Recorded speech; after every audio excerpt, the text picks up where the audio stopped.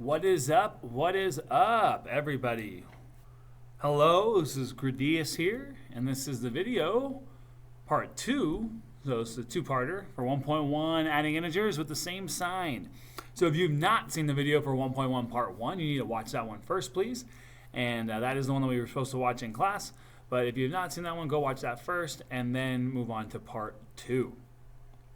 All right, so here's our goal today. We're going to add integers with the same sign. Yesterday, we were adding integers with the same sign, or last video, I say in part 1, we were doing it using counters. Today, we're going to add integers with the same sign, but we're going to do it when we don't use counters. Okay, so we don't want to have to model it in case we have really large numbers and it's too much to actually draw out. Okay, so first thing we need to know for our key terms is we do need to know what the absolute value means. So absolute value is the distance a number is away from 0. So if I look at the number 6, if I were to ask you for the absolute value of 6, that's these big two long straight lines. That's our absolute value symbols. 6 is 6 spots away from 0. So therefore, the absolute value of 6 is just 6. If I were to ask you the absolute value of a negative number, so let's say negative 6. The absolute value of negative 6 is how far away is negative 6 from 0? Well, it is 6 spots away from 0. So it is also positive 6. And we can look at that from a number line. If I go all the way over here to negative 6,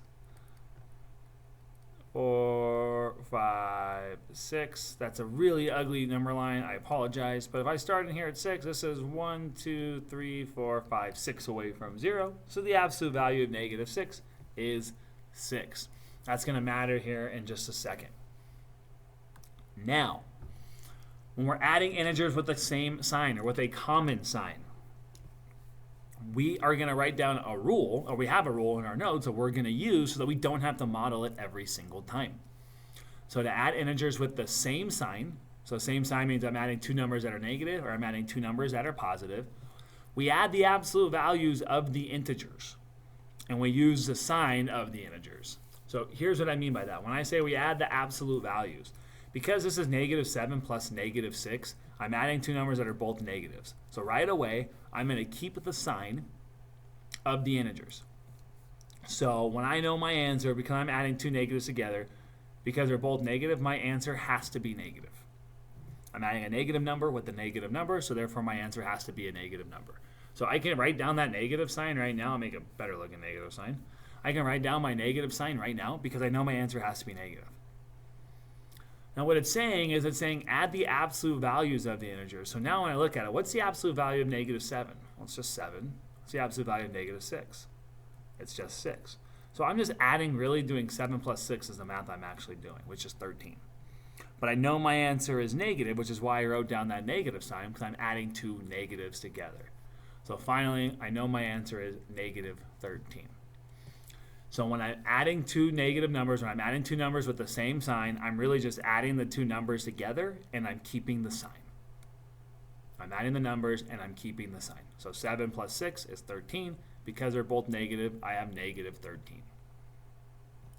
So looking over here, I have positive 109, positive 191. So again, if I look at their absolute values, I know this is 109 plus 191. So I'm just adding these two numbers together. So I can always do that off to the side.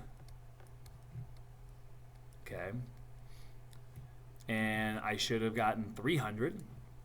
And then I'm going to keep the sign of both numbers. They're both positive, so I know the answer is positive 300. And no, you do not need to write down the positive symbol when the answer is positive.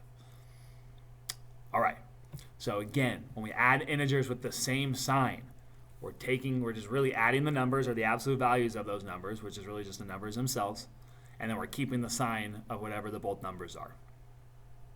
All right. Quick math joke for you guys.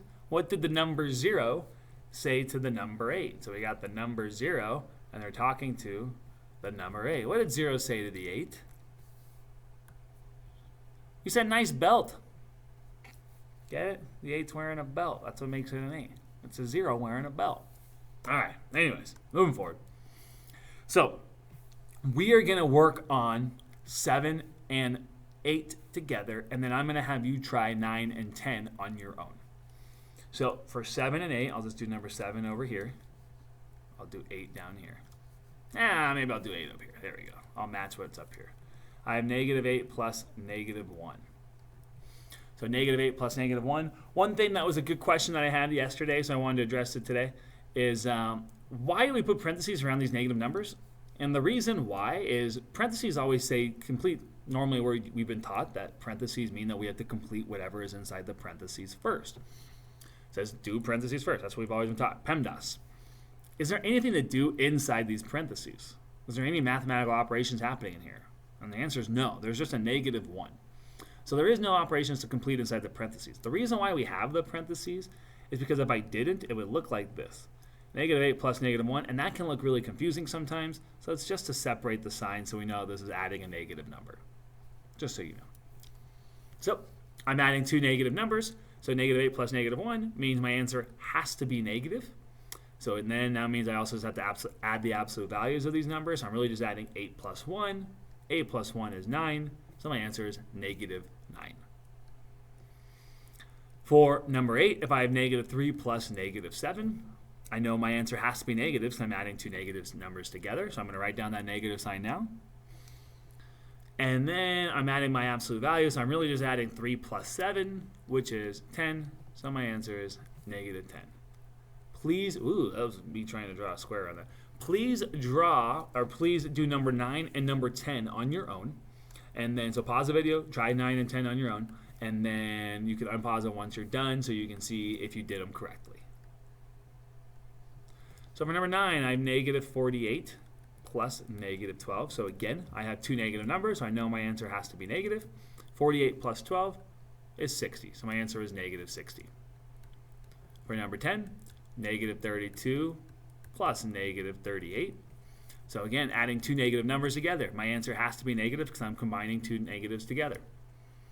And now I can just add the numbers. 32 plus 38 is going to give me 70. So the answer is -70. So when we're looking at these last two, number 9 and 10, this is why we don't want to always have to model. Because if I had to draw out 32 negative signs, that's going to be a lot of negative signs. It's going to take us too long. Okay, it's not practical. So we need to know these rules so that we don't always have to model. And that's it. So a couple things to remember. Let's look here. You can think of anything that you want to write down, but the biggest thing is if same sign means we keep the sign and add the numbers together.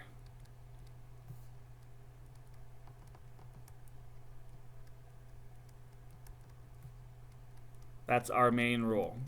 Same sign means we keep the sign and we add the numbers together. That's just kind of simplifying it a little bit. So if I'm adding two numbers with the same sign, I keep that sign and I add the numbers together. And that's it, guys. So let me know if you have any questions. Thank you for watching, and I hope you all enjoy the rest of your day. Gritty is out.